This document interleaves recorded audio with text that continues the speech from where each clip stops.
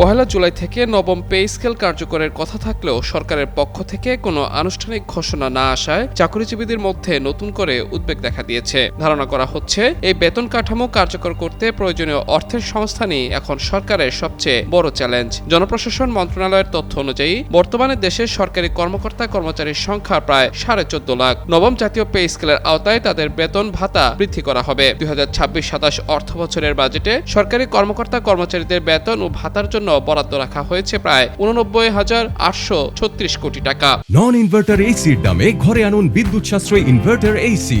এখন 1.5 ton my one inverter AC মাত্র 48,900 টাকা পাওয়া যাচ্ছে মিনিস্টার শোরুমে। পেনশন ও গ্র্যাচুইটি সহ এই খাতে মোট ব্যয়ের পরিমাণ দাঁড়িয়েছে 1,41,434 কোটি টাকা। নতুন বাজেটে জনপ্রশাসন নিট খাতে চলতি অর্থ বছরের সংশোধিত বাজেটের তুলনায় অতিরিক্ত 54,572 কোটি টাকা বরাদ্দ রাখা হয়েছে। অর্থ মন্ত্রণালয়ের তথ্য অনুযায়ী এর মধ্যে প্রায় 44,000 কোটি টাকা সংরক্ষণ করা হয়েছে নতুন পে স্কেল বাস্তবায়নের জন্য।